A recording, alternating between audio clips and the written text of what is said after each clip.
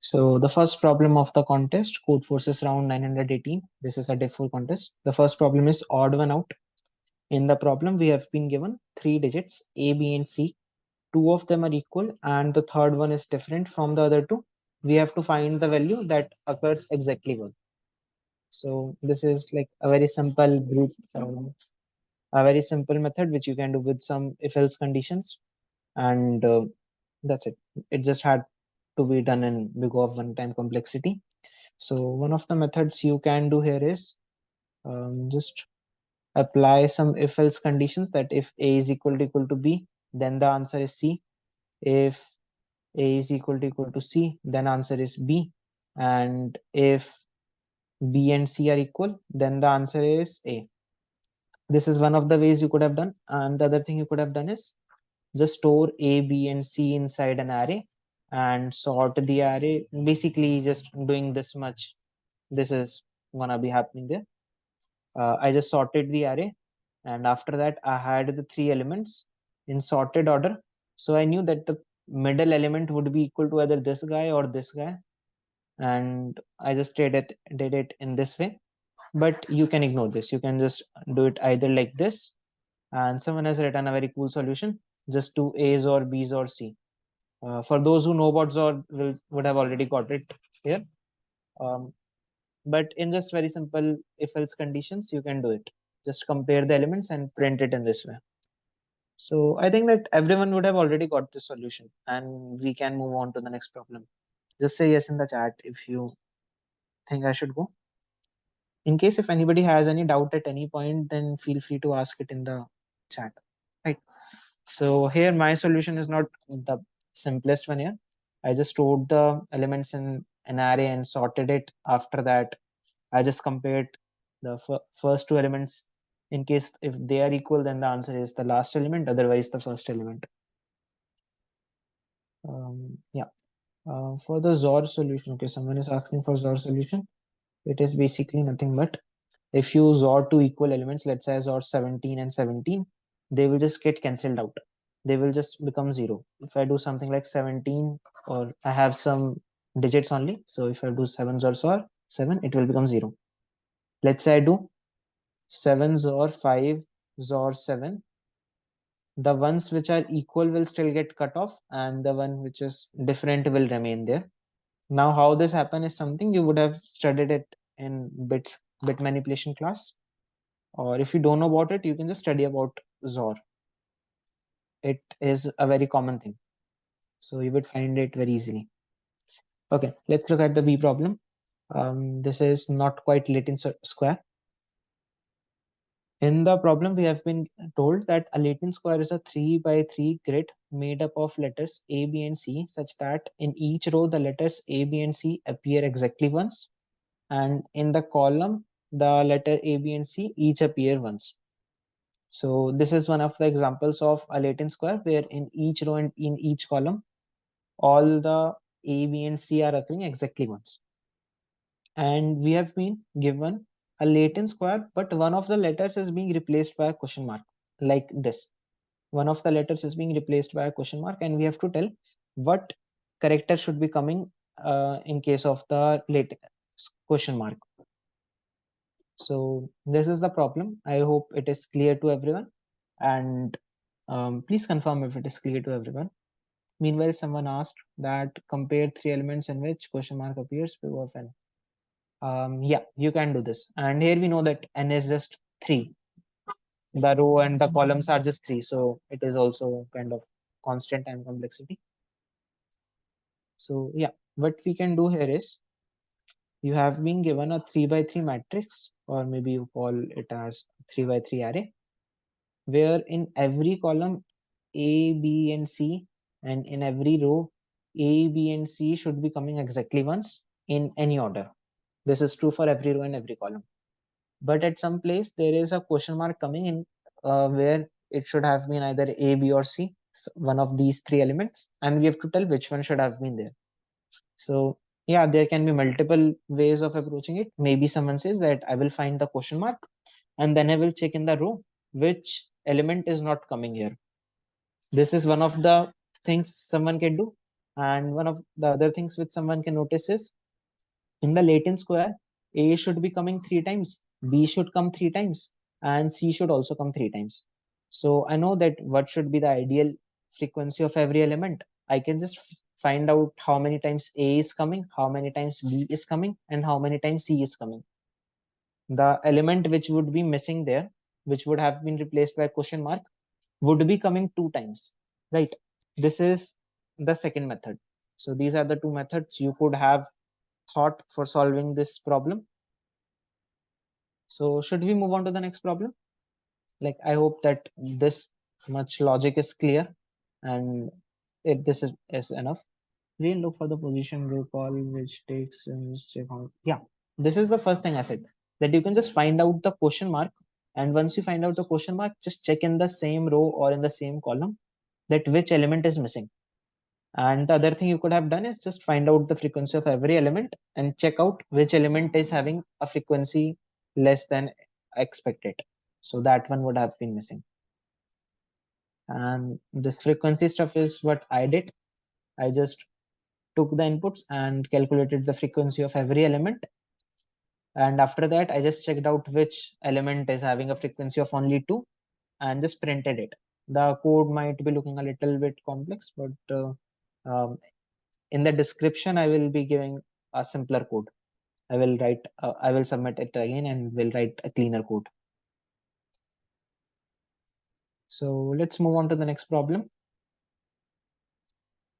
Can I square? In the problem, we have been told that Callan has n buckets, in the ith of which contains ai wooden squares of side length 1. And we have to tell, can Callan build a square using all given squares or not? So the problem is, there are n buckets. There are n buckets, like bucket 1, bucket 2, bucket 3, bucket 4. In every bucket, there are some squares of size 1, of side 1, like this.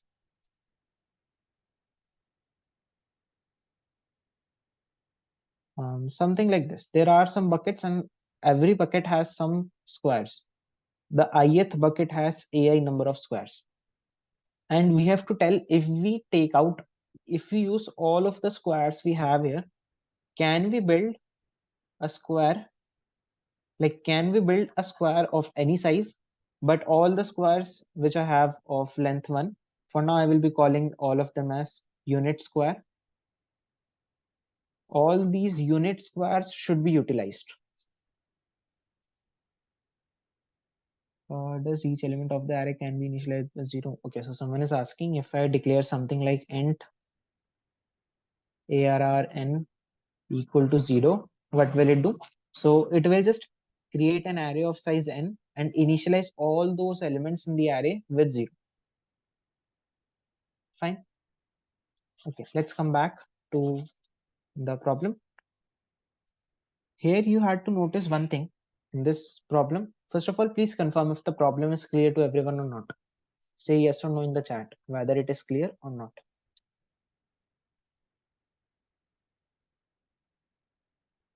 Okay, great. So here you have to notice one thing. It doesn't matter which bucket has how many squares. What matters at the end is, what is the total number of squares I have at the end? The sum of unit squares. Remember that I'm using the word unit squares for all these small squares. Like, this is not being given in problem. I'm just using it for explanation right now. So the sum of unit squares, like the total number of unit squares, basically total number of unit squares. This is what I care about, right? So I don't really care about the buckets. Just forget about it. Only care about the total number of unit squares. Let's say I have X number of unit squares. Just imagine if the number of unit squares I have is 4. Taking up a simple example for thinking right now. Wait a second. Annotate. Yeah. Okay. So if I have 4 unit squares like this, can I build a square? Yeah, definitely I can. I can just have these four squares being combined in this way, and a square of length 4, a square of length 2 has been created like this. One thing you can notice is whatever the square I have, let's say the length is y, it would have y square number of unit squares required for it, right? Basically, I'm just using some basic maths, basic common knowledge here, that if you have some squares with which you want to build up a bigger square, if the length of the bigger square which you create is y, then you would have used y square number of unit squares here, which means that x, the number of unit squares you have, should be a perfect square, right? It should be a perfect square. So once you notice this thing, this is the main observation here. Once you notice this, now you just have to check. Now the problem is like you are being given an array, find its sum, find the sum of the elements of the array, and check if this is whether it is a perfect square or not. A perfect square or not. Now this is the problem. This is the subproblem. And checking if our number is a perfect square or not is a very simple thing. You can just do something like find the square root of the number. Let's say I call it as num for now. Whatever the number you want to check if it is a perfect square or not. Store it inside an integer, like it will return a float value. Let's say you have a number 102, the square root comes out to be 10 point, let's say 1, like whatever it is after point. You just store it inside an integer so that everything after the decimal would be cut off. Now let's call it as sq. Just say sq into sq, this part, if this is equal to the original number, it means the number was a perfect square. It means the number was a perfect square. In case if it is not equal, then the number was not a perfect square. And yeah, there are more methods. One of them has been written by Rohit in the chat, that you can just say compare floor of square root of the number. Here in this case we have sum as the number, with seal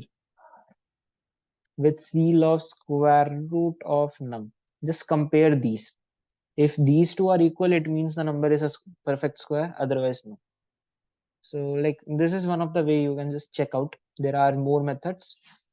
Though using this square root thing, square root function deals with double data type, which has some precision errors. So it is generally recommended to write your own binary function, binary search function. But for simple problem, I don't think they will add any test case where this might fail. So it is fine here.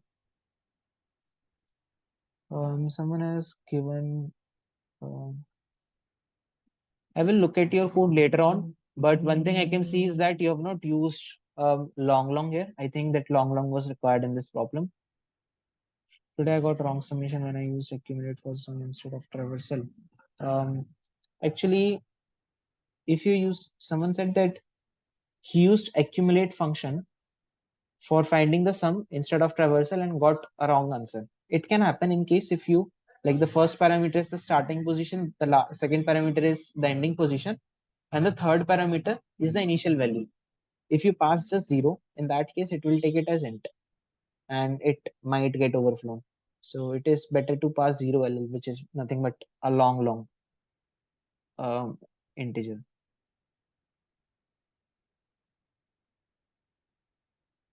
What exactly floor seal is doing? Okay, so if you have a number, if it is a perfect square, then the square root of num should be an integer, right? You want to check if a number is a perfect square or not. So its square root must be an integer if it is a perfect square. Now you know that there are two kind of functions. One of them is floor and another one is seal, often being denoted as this and this also. So what floor does is, if there is a number like 9.7, it just converts it to 9. Seal converts it to the next integer just greater than or equal to it.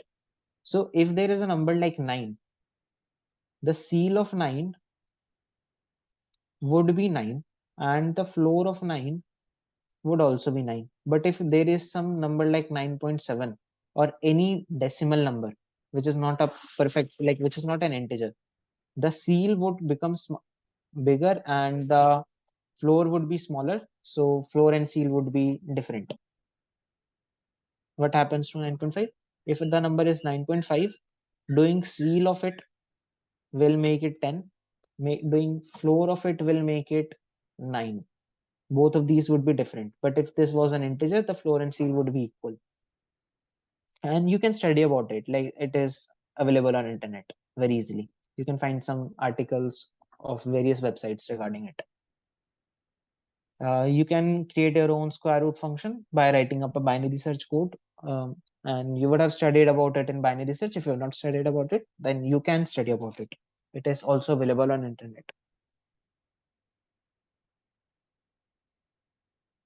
You would have made some mistake in implementing it if you got error for floor and seal thing. But like personally, I did square root into square root. I prefer that. Okay, so should we move on to the code and then the next problem? Or is anybody having any doubt regarding the logic? In what cases were you saying create your own first? Okay, so I was saying that using the square root function might someday give you an incorrect output. It might give you someday an incorrect output. Let's say if the number is very big and you do its square root 1, 2, 3, 4, 5, 6, 7, 8. Yeah, it should be ideally giving you 10,000, but in some case it might give you something like 9.9.9999999, like a very small error, but it can give you a wrong answer if it makes this mistake. And square root function can actually make this mistake.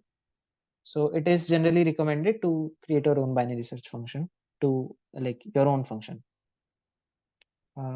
Like it is intentional, so it will never be fixed by developers. Why accumulate is wrong? Like accumulate is not wrong. I just told about a simple mistake which many people make. When you use the accumulate function, if the output can be a long integer, let's say I apply on a vector with name a dot n, you should be passing something like 0 ln, zero long thing, and not just 0. In case if you pass just 0, you will get a wrong answer because it would just get overflown.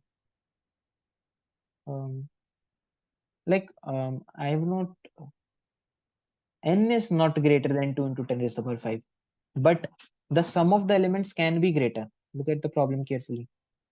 Okay, so let's repeat the let me repeat the solution once again and then we can move on. What we noticed is I don't really care how many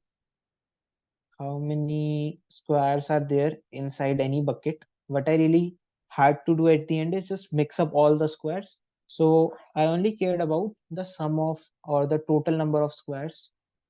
Total number of squares I have in all the buckets. Yeah, okay. The sum over n cannot exceed. Yeah, it is the sum over n, not the sum of squares in all the buckets. I hope that you read it properly by the next time. Okay, great. So we just care about the total number. Now we realize that this total number of squares I have should be a perfect square. Only then I can mix up all of these to create a bigger square. I wanted to check if it is a perfect square or not. Perfect squares like 1, 4, 9, 16, 25. For that, we came up with something like a square root function. Sqrt is an inbuilt function which takes up some argument and returns its square root. It returns it in double data type. Now we could just store it inside an integer. Let's say it gives 9.7. When we store it inside an integer, it would become 9. Everything after the decimal would be lost. And now whatever thing I got, I can just multiply it to itself. Now I got 81. So now whatever I get by multiplying both of these, it would be like I can just compare it with the thing which I had square rooted. Let's say if I have something like num and I square root it, let me call it as sq. So here sq into sq should be equal to num. In case if num was a perfect square, this sq would have nothing after the decimal, so nothing would be lost, and sq into sq would have been equal to num. But in case if this num is not um, a prime, sorry, not as perfect square, like not a perfect square, then it would like the square of the square root would not be equal to num. And if you want to confirm this, whether it is correct or not, you can try out a few examples. Okay, so is the logic clear? And let's look at the code. So is it fine? In case if anybody has any doubt, feel free to ask.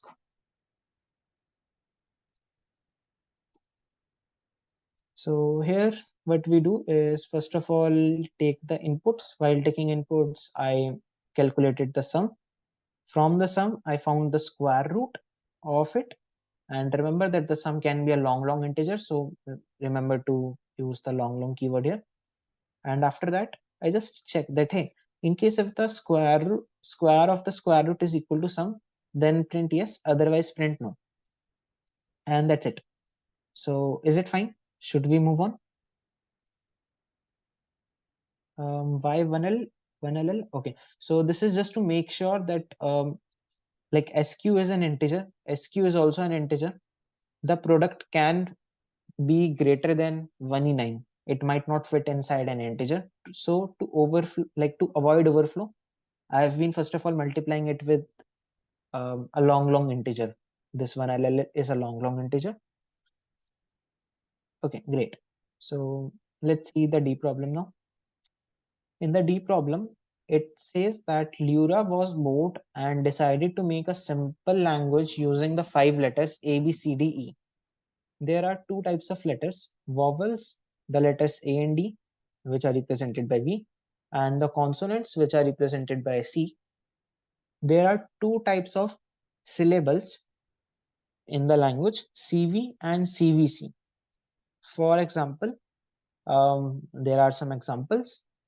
And a word in the language is a sequence of syllables. Lyra has written a word in the syllables, but she doesn't know how to split it into like she has written a word in the language, but she doesn't know how to split it into syllables. Help her break the word into syllables. So there is an example. If the word is BACED, here B and A, like BA is a consonant and a vowel, then CE is a consonant and a vowel, like CED is a consonant, vowel, and consonant, which is allowed here. And then BAB is again a consonant, vowel, and a consonant.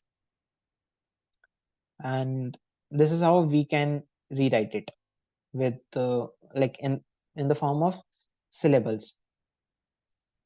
So this is the problem, that we would be given a string and we would have to write it in the form of syllables. And we have been guaranteed that there will be at least one output forever. Like the input would be given in such a way, the input is given in such a way that at least one possible splitting always exists. So let's see what the problem says. Estimated rating of D. Okay, so D was a simple but tricky problem. Like the simple solution was a little tricky, but it could have been done in some other ways also. So it was not something which cannot be done. Okay, so someone is asking if 1LL into something is explicit typecasting or not. So it is implicit typecasting, and it is really not related to the current problem.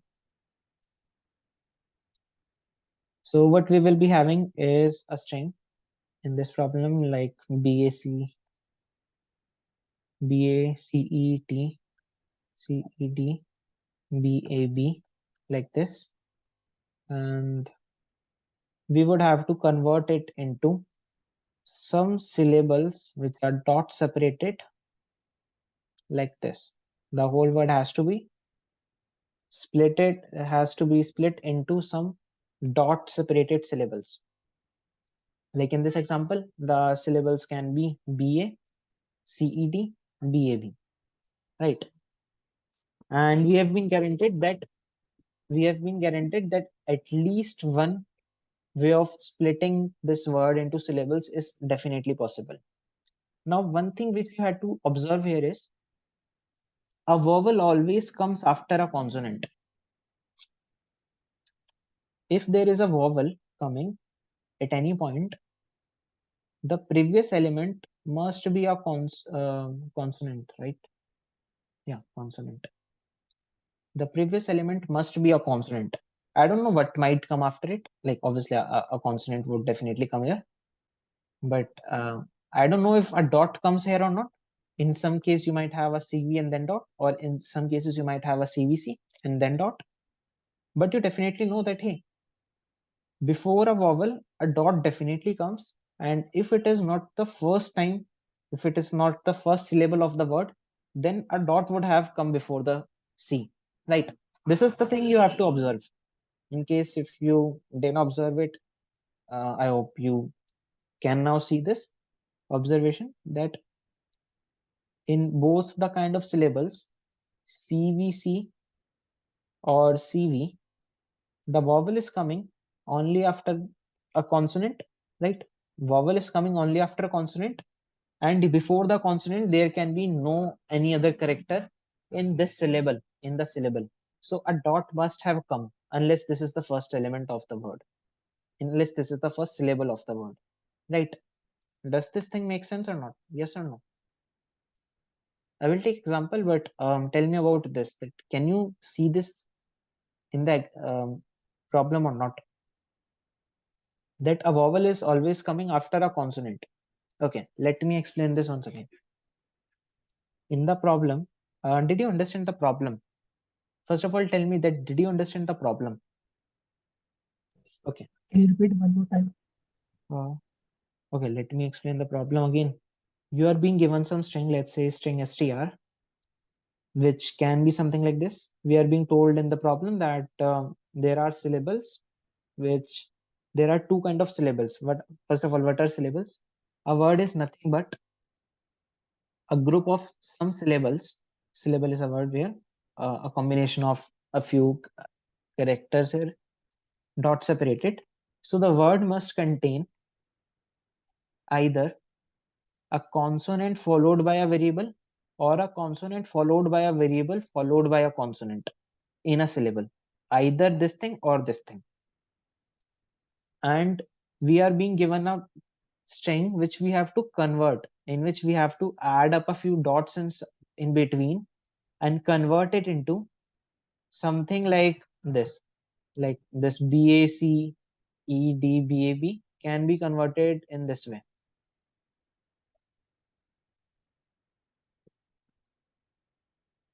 Yeah, the observation was a little tricky here. One observation you could have made is after CV you would either have a dot or you will have a C and then a dot. So identifying whether to put up a dot here or like put the dot after a C is not so easy because you have to convert the string to syllable. So you have to put up dots. Now identifying where to put up the dot is not so easy, but this thing is sure shot that before the C must be the first character of the syllable. If you ever see a consonant coming and a vowel is coming just after it, then this must be the first two characters of the syllable. Like whether this one or this one, it doesn't matter. It must be the first character. So there must be a dot before it, unless this is the first character. This is the first syllable, right? Does this observation make sense now or not? CV was there. It third, fourth element, CVC, CVC, CV equal to CV. Yeah, makes sense. Okay. So someone said why BSc is not right. Okay, what if you say, yeah, like this is nothing. This is the confusing part I was saying, that after BA you don't know whether to put up a dot or just put up C and then put up a dot. Let's say you chose this way. Now you might not have any solutions here, because if you say BAC dot, then ED, like the next syllable will begin with a variable, which is not possible, right? A variable cannot be the first character of the syllable, as we have been told. So this is like something you can try to think, and you will realize that it is not possible. At least it is not easy for us to decide. But just adding up a dot at the start of the syllable is very easy thing. So what we can do is, for the string which we have, go through it. Wherever you find a consonant followed by vowel, just put up a dot on the left point of it, before it, and at the end, um, obviously the word would have begun with some consonant and a vowel, like B. If this is the word, you would have got it as this. Just remove the first dot, like only the first dot, and whatever you have now is your answer. I check for each I whether I plus 2 is C or not. Yeah, I did something similar during the contest. Later on, I realized that this was not the best way. Okay, so is the logic clear? Like, does this make sense? Basically, the observation. Once you get the observation, does this make sense? Now, the part, how will you become better at taking these observations? It is like, just think about some random ideas. You will start getting some intuitions. Think about them, and you would get to this kind of observations. I cannot look at the code right now. It won't be possible for me to look at the code. Okay, so please write yes or no in the chat, whether it is clear or not. Should we move on to the next problem or not? I did similar operation but did normal traversal. Yeah, great. In my case, like, once the logic is clear, this the thing which we have to done is very simple. Implementation is simple. Anyone can do in any way. The way I'm telling about implementing it is not necessarily something you have to follow. You can do in other ways also. So what I did for the implementation is, whatever the string I have here, let's say, Krish, I think that you can watch the recording of this after the it is uploaded on YouTube. No. So you're saying that as soon as we see a consonant, we put dot. No, no, no. I said that as soon as you see a consonant followed by a variable, like consonant is coming in this part also, you don't have to necessarily put a dot here. But if a consonant is coming after a variable, you definitely know that it must be the first two characters of the syllable, like whether this one or this one. This is definitely going to be the first character. So just put up a dot. This is the observation. So for the purpose of implementing it, what we have to do is, in the string, wherever we see a consonant and a variable and a vowel, just put up a dot before it. The logic is simple. Now the way of implementing it can be different for different people. The way I did implement it might look a little confusing to you unless you really code it on your own first. Like when you will start coding it on your own, it won't look that complicated. What I did is, whatever the string I had, let's take an example. BACED, BAB. What I did is I started traversing from the right. Why right? Because adding dot in between is not so easy. It is a little expensive operation. One of the things is that you can just mark down the places where you want to add dot and then traverse over the string again to add those dots. Or the other thing you can do is traverse over the string from right to left. Wherever you find a consonant and sorry, not this, a consonant and variable two coming together, just add up a dot. Then again you see a consonant and a variable, add up a dot. You see a consonant and variable, add up a dot. At the end, remove the dot from the beginning, and whatever you have is the solution. Like this is what I did. I know it might look a little confusing. by just listening. But when you try this, it would become better. It would become more clear. And yeah, you have to really code it on your own only. That's the way you will learn. Okay. Though it's not so complicated, but I just wanted to tell you before that in case if someone felt it to be a little confusing right now, you should try to code it on your own first. And when, okay, okay, so my approach, yeah, I'm going to show it here. What I did is I took the inputs for checking whether the character is a vowel or not. I just created a function here. What I did is here, like here, what I did is I traverse over the string from right to left in the reverse order. Wherever if I find a vowel and a consonant on the left side of the vowel, I will just add the consonant, like the variable and consonant from right to left order and add up a dot. And basically, looking at my implementation, uh, I know it, if you look at my implementation, it would look a little hard, but you can try it out first. And once you try it out, then look at my code. Only then you can look at the video later on once you have tried to code it on your own first. So here what I have done is I traversed over the string from right to left. If I find a vowel and a consonant on its left, then in that case, I will add this character, then this character, then this dot. At the end, I will just reverse the string. So everything will come into the correct order at the end. So I think like it is not hard to understand, but I don't want to waste of time in explaining something which is not really going to be beneficial, because understanding it yourself is gonna be the main part here. Why pop back? It is because we don't want to have a dot at the front. Yeah, the pop back is to remove the dot, this dot at the front, which would be at the back in the answer because we are going from right to left. Yeah, I also get weird approaches. Yeah, yeah. Let me just tell you once again about the reason I'm not discussing implement like my approach in detail. It's because even if I discuss my implementation approach here, it won't make you better in any way. Here for this problem, the only way you will become better is try to code it yourself. This is not any standard thing. Just try to code it on your own and then look at someone else code if you fail. Fine. Shall we move on to the next problem?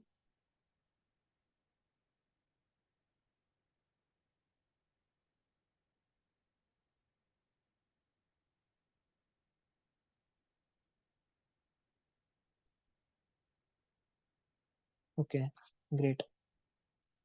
So this is the E problem, romantic classes. In the E problem, we have been told Lulia has n classes arranged in a line. The ith class has AI units of juice in it. Lulia drinks only from odd numbered classes, while her date, here this date is talking about his boyfriend, drinks only from even numbered classes.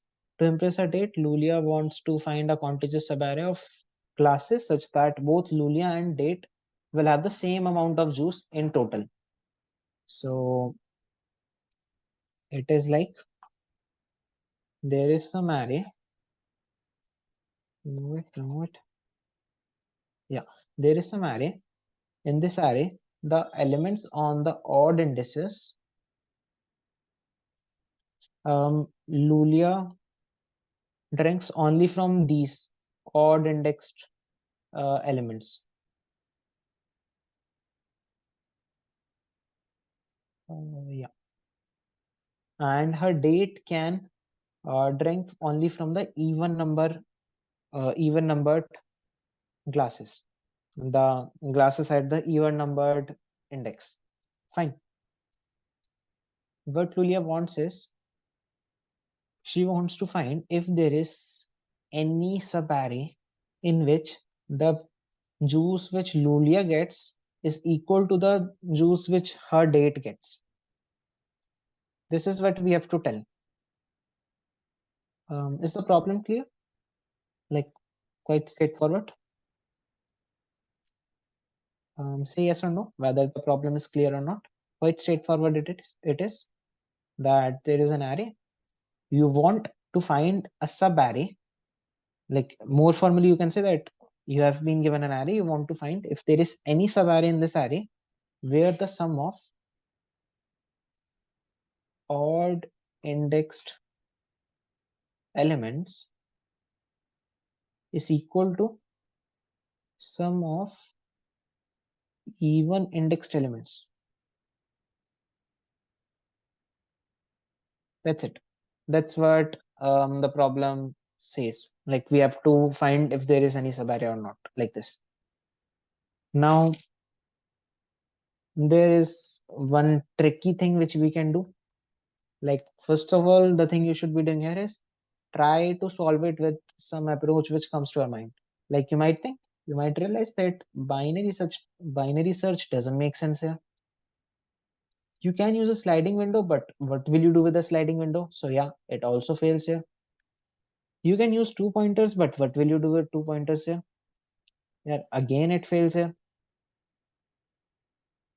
And you might realize, like in my case, doing this part, I realized that, hey, if I just consider all these elements on the even indices as minus AI, as negative elements, if I just consider these elements as negative elements, in that case, I want to find a subarray whose sum is equal to 0. Can I say this? Can I say this?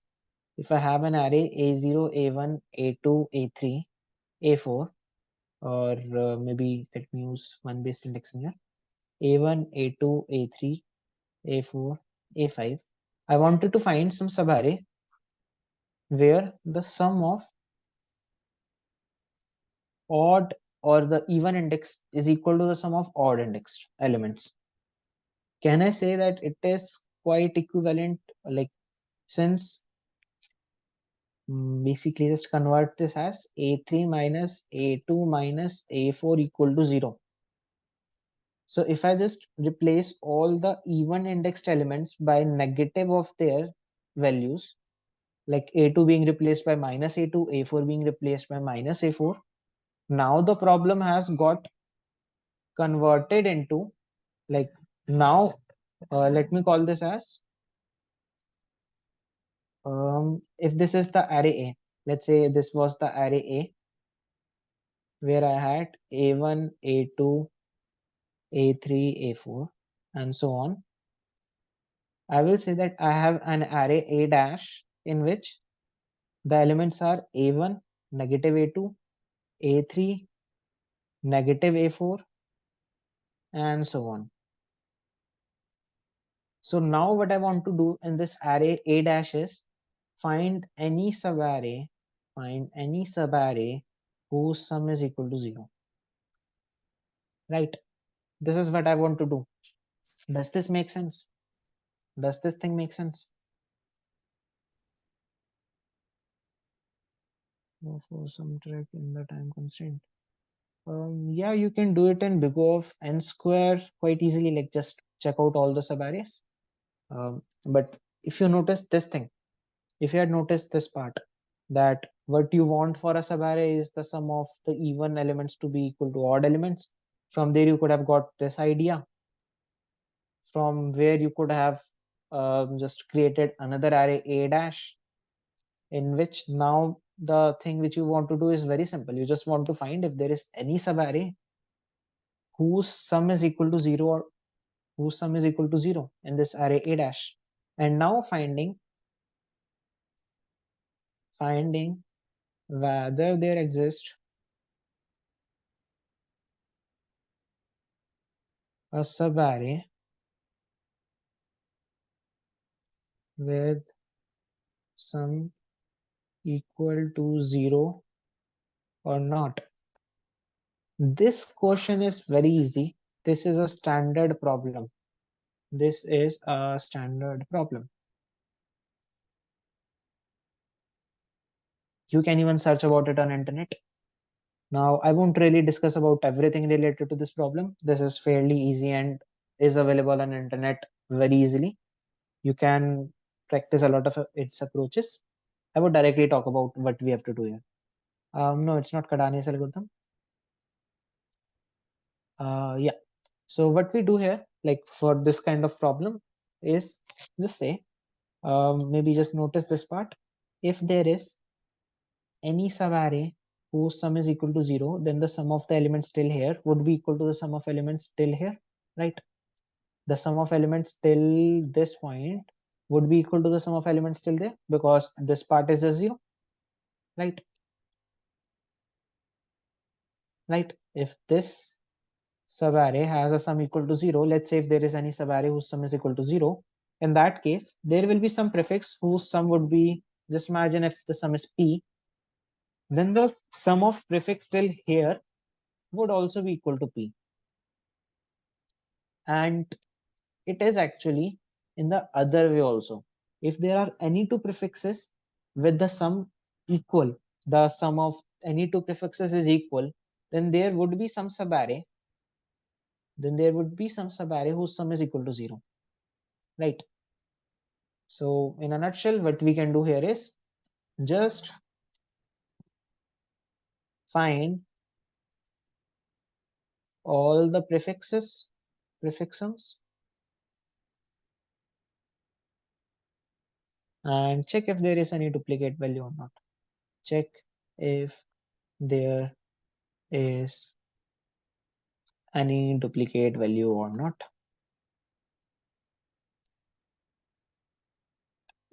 Now it is expected from you to try out this problem first. Once you are done with this problem, then come back to the problem. And now doing this part is going to be very easy. It's going to be easy peasy. And okay, someone has said I got TLE on test case 3 for big of n square. Yeah, like big of n square is not going to work. Why did you even try to submit it in the first place? Like before submitting, always just check out the constraints. Here in the constraints, see n is quite large. N is quite large here. So trying out n square is obviously going to fail. You should not even submit it, because it will just give you some penalty. Checking all prefix sums would not it be n square? No, there are only n prefixes, or maybe n plus 1 prefixes. The prefixes can be, maybe you can say that p0 is equal to 0, like when you are considering no elements from the array. If you consider only the first element, it would be a dash. Let's use one based indexing from now. For now, a dash 1, a dash 1. P2 would be a dash 1 plus a dash 2. P3 will be a dash 1 plus a dash 2 plus a dash 3. So just finding the prefix sum array is going to be a big O of n stuff, big O of n time complexity thing. After that, checking if there are any duplicates in the prefix sum array or not is something you can do in big O of n log n, or even in big O of n by using a hash set or a hash map, or in big O of n log n very easily. So let's look at the code. Here I got a wrong answer. I forgot to use the long thing here in the first try. And I saw this after 30 minutes that I got a wrong answer. I had thought that it would just get submitted and I had forgot about the problem. So here, first of all, I took the inputs. In case, like for every alternative elements, I just multiplied them with -1. Yeah, there was very long queue while submitting problems. It was taking so long. Okay. After that, first of all, I took inputs. I multiplied every alternative element with -1. Then I declared a variable sum, which would be just storing the prefix sum. And I declared a set with long. I had made the mistake here. I had made it int. Initially, the set is having only one value, which is 0.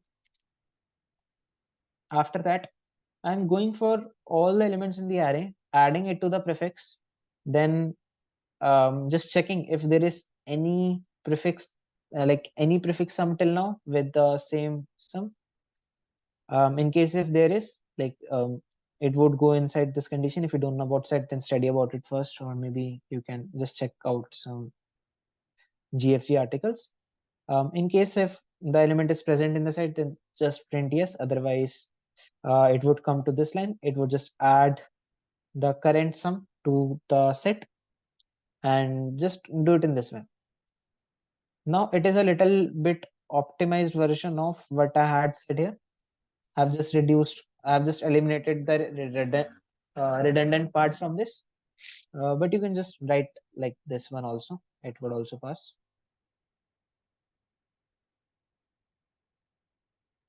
Yeah, you can declare int as long in the macros.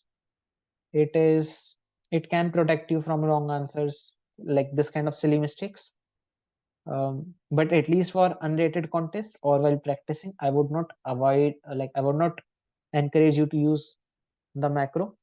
It is generally better to write the plain code, because like it is just going to drain you, like just make you more comfortable with taking care of the overflows. Okay, so should we move on to the next problem? Say yes or no.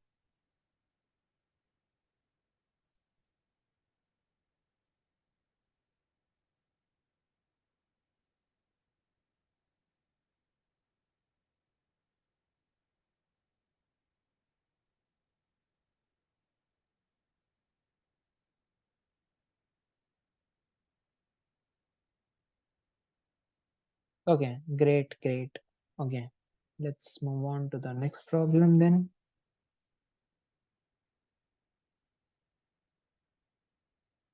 This is the problem greetings. In the problem, we have been told that there are n people on number line. The ith person is at point AI and wants to go to the point BI. For each person, AI is less than BI, which means that every person wants to go towards the larger number, and the starting and ending points of all the people are distinct, which means that there are two n number of distinct values in A1 to AN and B1 to BN. Basically, all the values are distinct, no, nothing is equal. All the people will start moving simultaneously at the speed of 1 unit per second until they reach their final point BI. When two people meet at the same point, they will greet each other once. How many greetings will there be? So this is the problem. And note, a person can still greet other people even if they have reached their final point. This is just a clarification from the contest author, that even if someone is at the finish point, he can still interact with others. I tried to solve brute force solutions, solution big offense. Like, why did you submit big offense for solution? It is not a good idea to submit like this. You will definitely get a wrong answer. Yeah, like, but even for big 5 seconds, big of n square is just completely out of the box. Big of n square is 4 into 10 raised to the power 10. If you consider that 10 raised to the power 8 iterations go per second, how many are these? These are around 400 seconds. It would take around 400 seconds. So it is definitely gonna be above 5 seconds. I did nlog n approach, it got accepted, but now hacked. Okay. Sad for the fact that it got hacked, but nlog n is fine. So let's see what the problem has to say for us. Just imagine the number, like there are n people on the number line. So let's say this is the number line. The larger number is on the right side. A person will start from some starting point. Let's say ith person start from SI and goes towards EI, which would definitely be towards the right side. This is what we are being told, that every person wants to go towards the right. Instead of S and E, they have used A and B. They have used A and B. And we are being told that if at any point two people meet, then they will be greeting each other. Now just imagine if there are two people, the person who has a smaller starting point, let's call him as person one. Like this is the person one, this is the person two. S1 is less than S2. Now what can be the cases? If both of them are moving at the same speed, don't you think that person one would always remain behind person two? Don't you think about this? Yeah, I do think about it. So can they ever greet with each other? Yeah, there can be one case. Just imagine if person two goes till here, and this is his ending point, and the person two stopped here, but the person one is going to stop here. In that case, the person one will come at the same level of person two at some point of time. They will have some greeting. The counter you have or the answer you have should be incremented there, and the person will move on like this. Right? Yes or no? Does this thing make sense or not? In case if there are two people, S1 and S2, where the first guy is starting earlier and it is going to end later after the another guy, sorry, E2. If it is having S1 smaller than S2 and E1 is greater than E2, in that case, the guy will do meet the second person wherever the second person stops. Right? There will be a greeting between the two people. Does it matter how many people are there? Like, will there be any effect on of other people on the greeting of these two? Like, if these two conditions hold, do I really care what other from where the other people will start and where the other people will end? No, I don't care about it. So I can just see that for every two people, whether they greet or not, it is independent of other people. It only depends upon this factor. Now, what if the first person was going to end before the second person? If it was going to stop before the another person, in that case, S1 was like the first person was always behind the other guy. If the second person is at has moved this much, the first person has moved this much and he is behind the other guy. Let's say if person one stops here, he would have not met person two yet because he was behind. And after this, wherever the person two stops, it doesn't matter because they never met with each other. So we can see that there will be no greeting in this way. So yeah, it is enough for us to be satisfied that there will be greeting between two people only and only if the person who starts first, the person who starts first, like from first, I mean that who starts on the left, on the lefter side, on the lefter side, on the number line, ends on the righter line, ends on the right side, ends on the right side of the other guy. Only in that case there will be a greeting. Or more formally, you can think of like you can just look at this condition. So we have got one thing very clear. A big O of n square solution is very simple. Just check out for every two people whether they will greet or not. If they will greet, increment the solution, other increment the answer, otherwise do. So yeah, big O of n square solution is pretty simple and it will work. But we cannot run this. It is just going to give us a TLE. It will give us a TLE, and we have to do something better. So here, first of all, we have actually made some made some observations in the problem. It would be better if we we have simplified it. We have simplified it. Maybe we can visualize it in some other way. We can visualize the problem as some other problem. The problem which is easier to think. So we can visualize the problem as a simpler problem where we have been given some intervals instead of a person going from left to right or whatever, we just consider an interval from Si to Ei. This is one thing which we can do. Why did I consider visualizing it as intervals?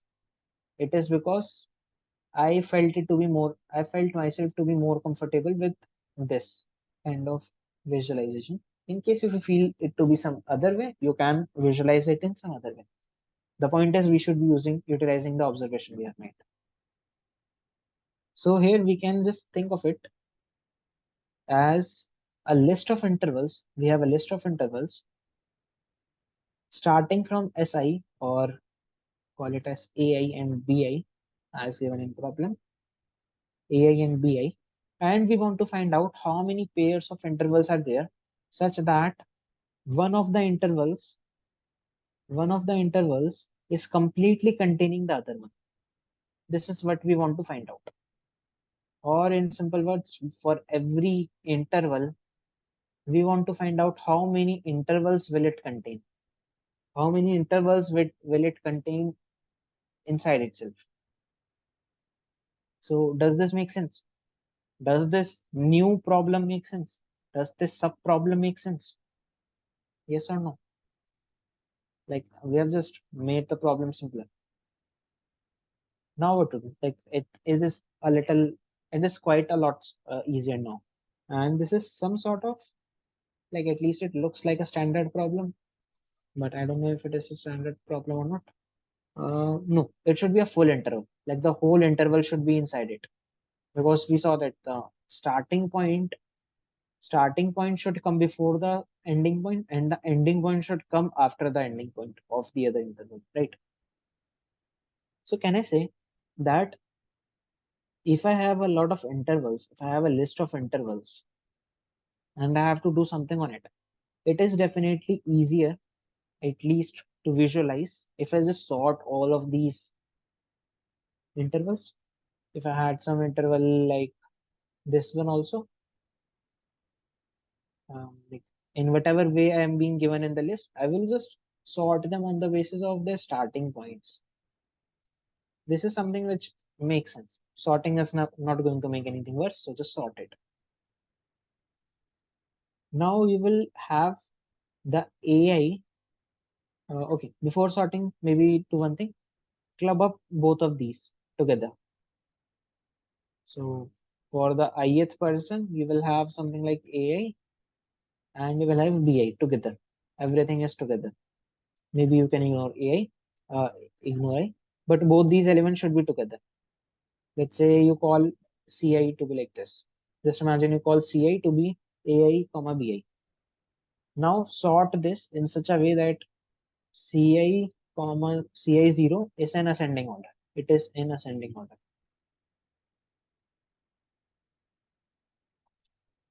Okay, fine. Maybe you can pause the video if you are feeling a little bit confused of what I have done here.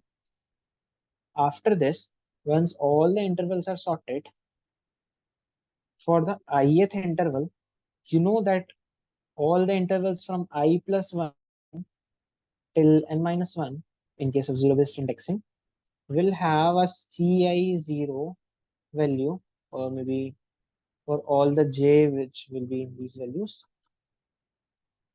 Like if you can compare any two intervals, I and j, where j is greater than I, you know that Cj0 is also greater than Ci Ci0, right? Now you just want to find out for every I, for every I, all the intervals which you have from I plus 1 to n minus 1, all of them will have a starting point and an ending point. You just want to find out how many of these have their ending point smaller than Ci1, right?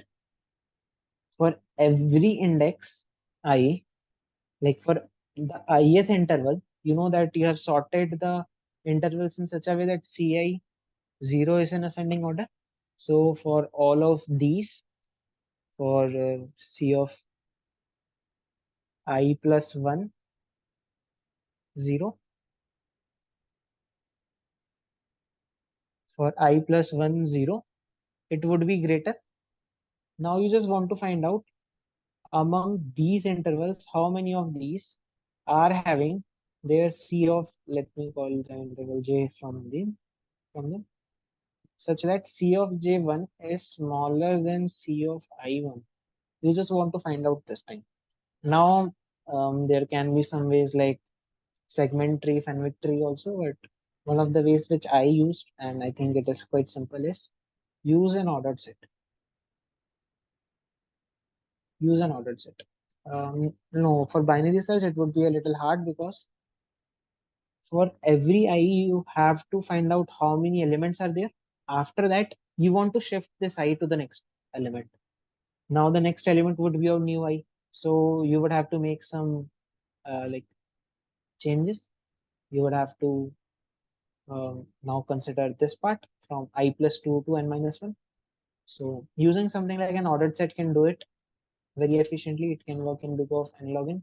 If you don't know about ordered set, just search about it on internet, on YouTube, ordered set PBDS. Just search this keyword on YouTube. Maybe you can add the word Yan Shagarwal.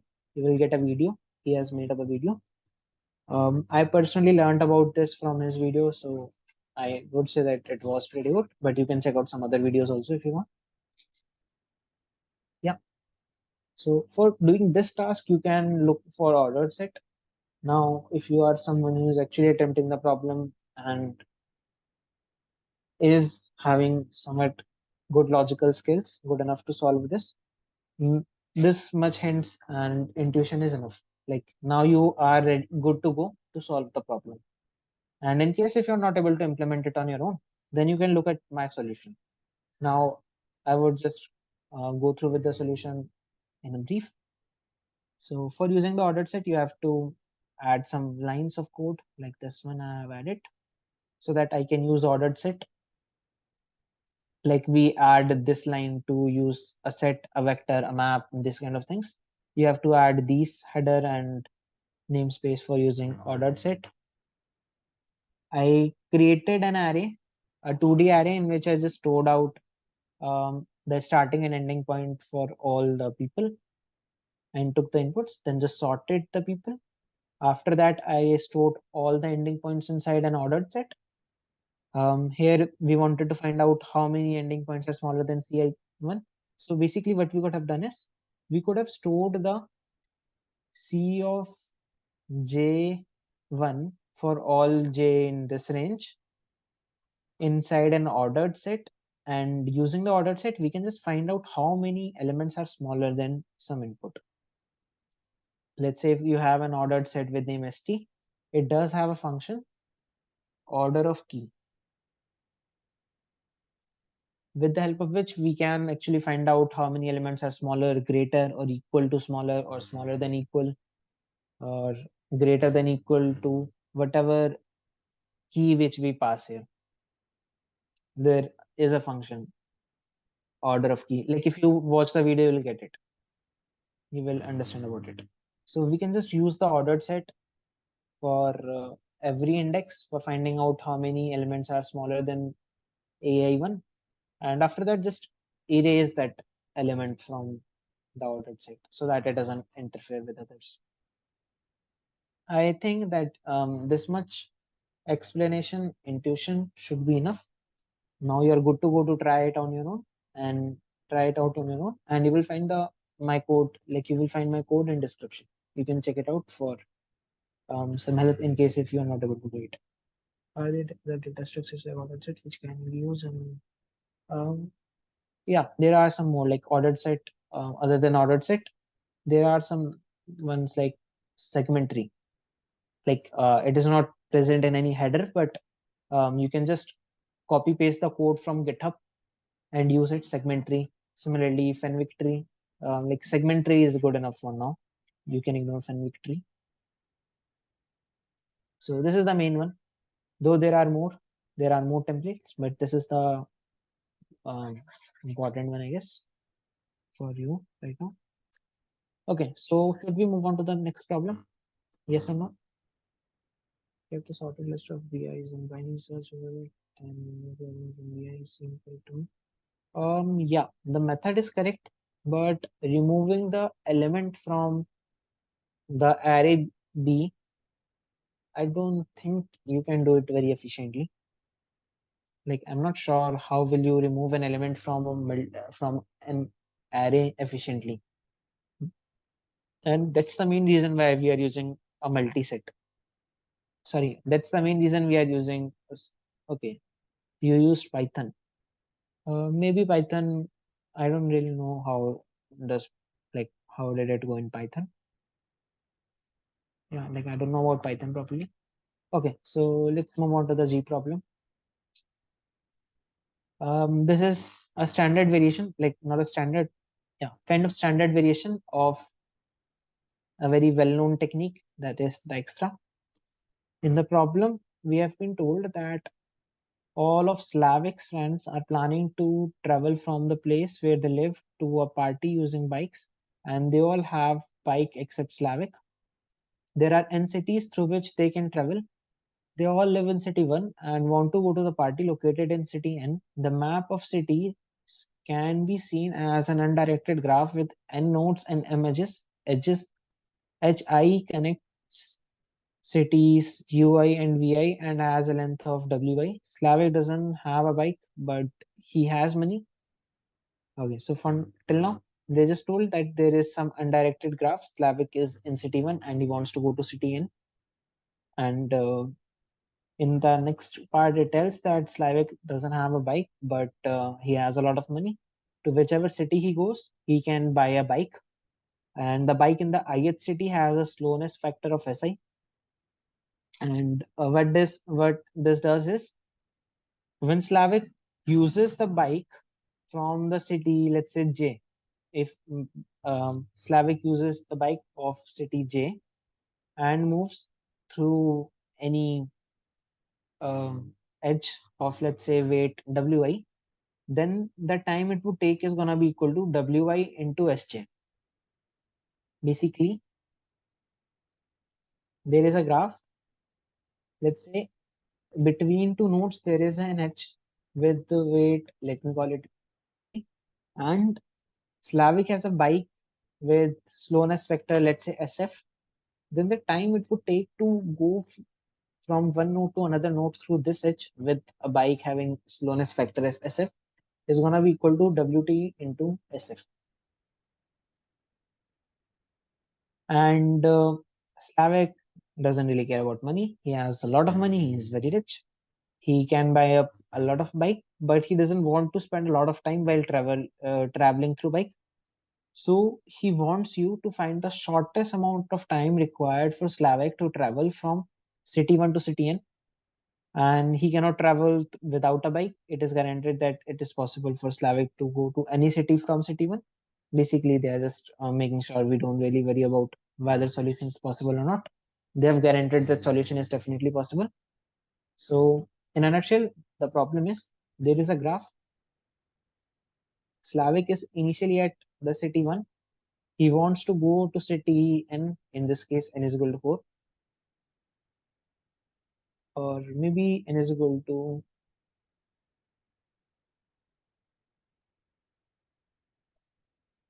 yeah, maybe let's say n is equal to 7, a graph of 7 nodes. He is initially at city 1 and he wants to go to city n, and we have to tell any path through which he can go, and in the way to whichever city he visits, he can buy a bike there. He can buy a bike from, let's say, from city I. He can buy a bike with slowness factor equal to SI, and after that he can use it as many times as he wants. So I hope the problem is clear. Please say yes or no in the chat, those who are still in the meet, whether the problem is clear or not.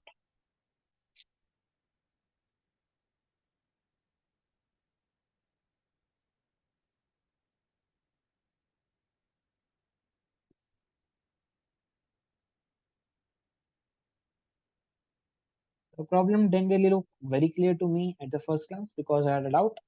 They have not explicitly mentioned that I can use the same bike multiple times. But like right now, I'm telling that you can use the same bike multiple times. So here, let's look at some key observations. One thing is, you will, among all the cities which you have visited till now, you will be using the bike with the smallest slowness factor. Whichever bike has the smallest slowness factor among the um, cities you have visited till now, you would be using that bike. Next thing, we have to find something like um, the shortest path, and the edges are weighted.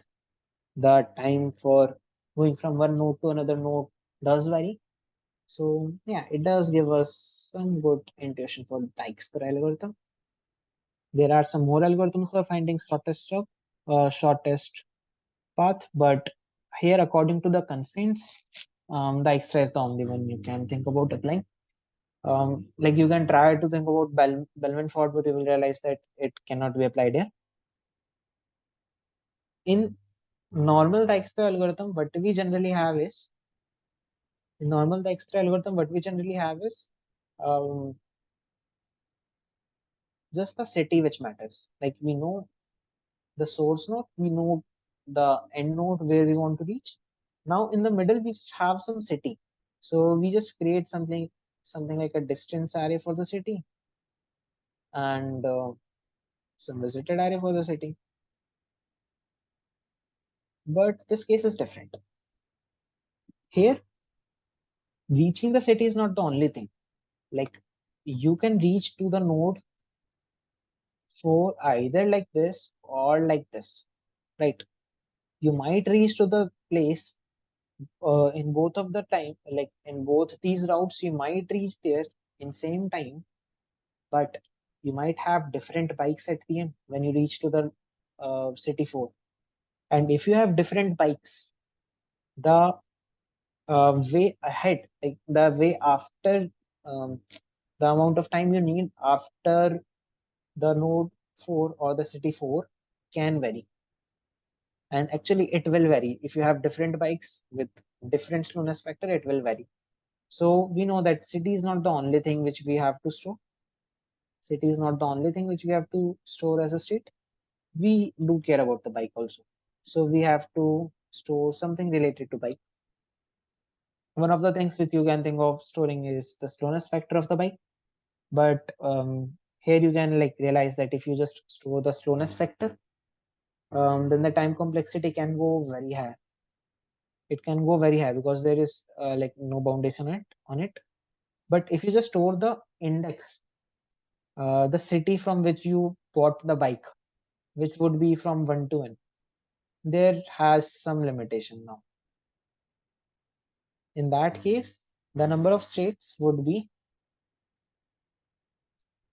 n square.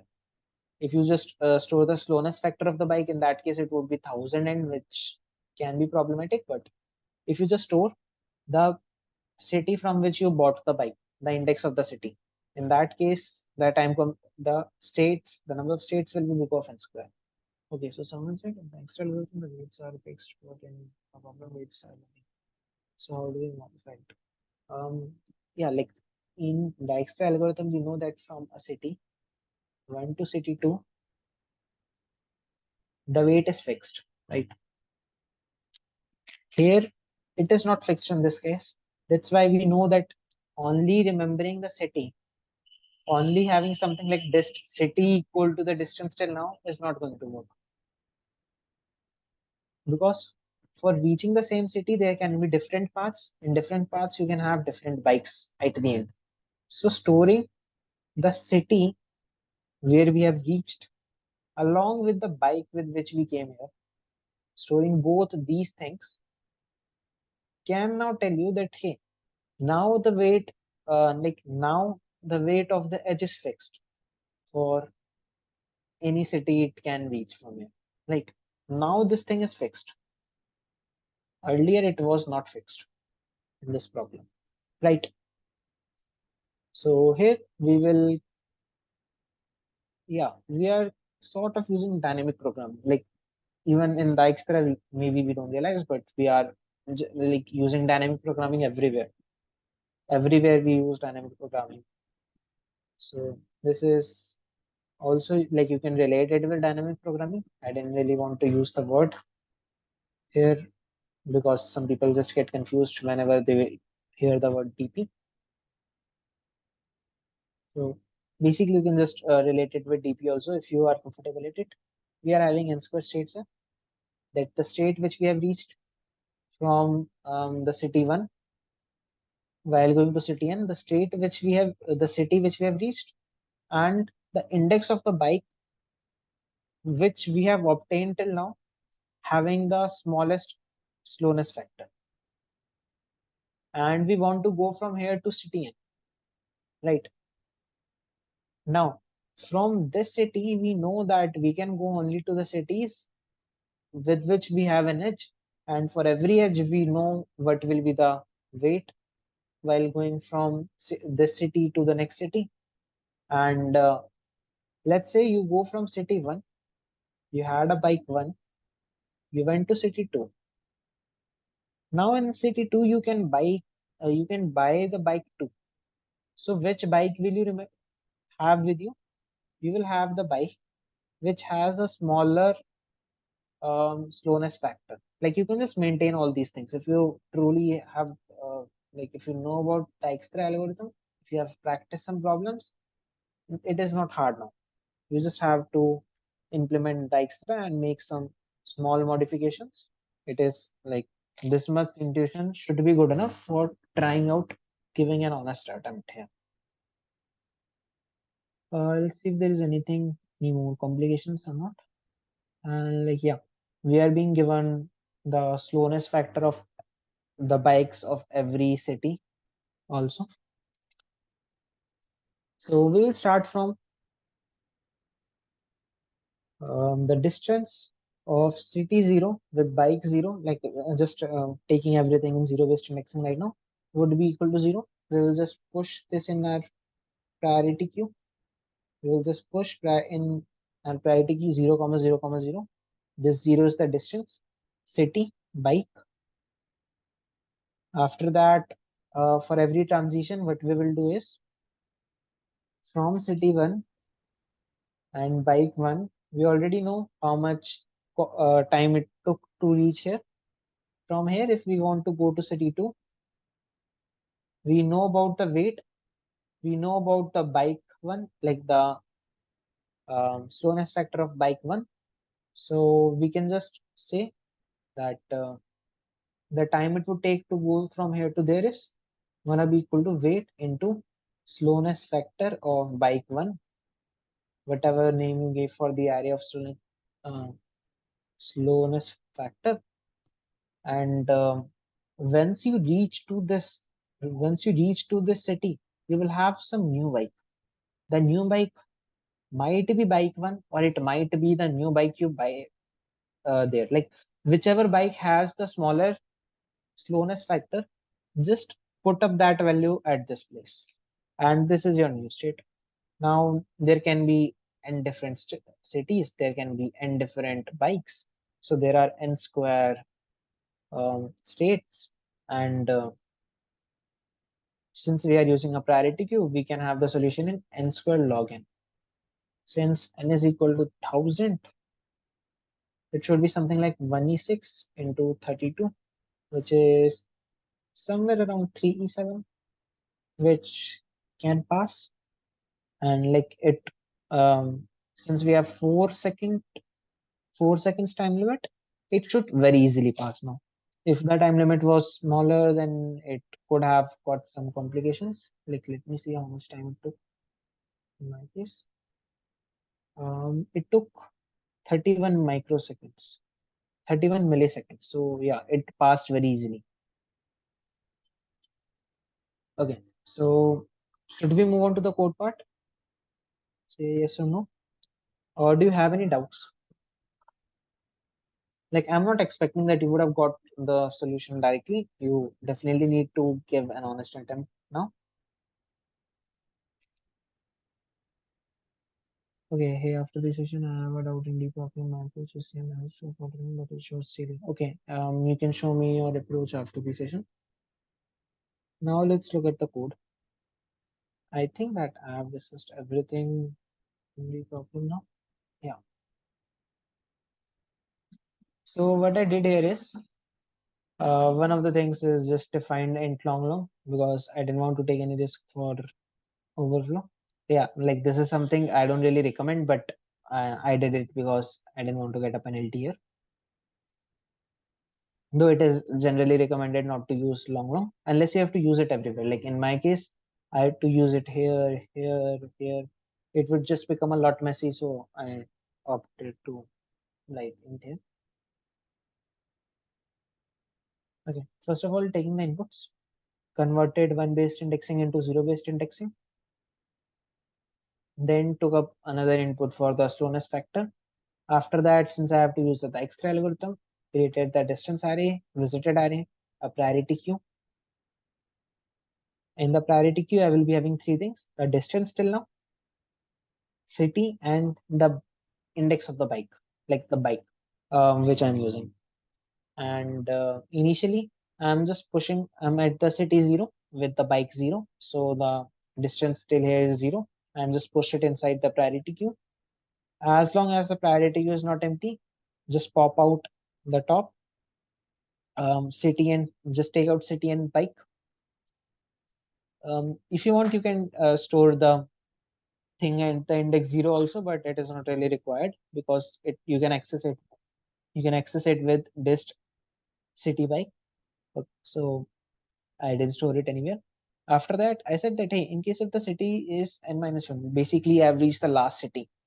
Since I have converted one based indexing to zero based indexing, so now my target is not the nth city, it is like not the city n, it is the city n-1. If you reach there, just print out list of city bikes. That's it, simple. And as we do in the extra, the same thing which we are doing here, is two lines here. And like everything here is just similar to what we do in the extra, except that here we might have a different bike, we might have the same bike, and the weight is equal to W2 into S bike. And it will never reach to this line. I just printed it for the debugging purpose. Like when I was running on the local system, just to check. If I ever get -1, it means that I never reached. So this is just for the safety purpose. Like you can ignore this. So I hope that the PCD helped you out, and the people who have been watching it on YouTube, please give your valuable feedback in the comment section. And thank you. Bye bye.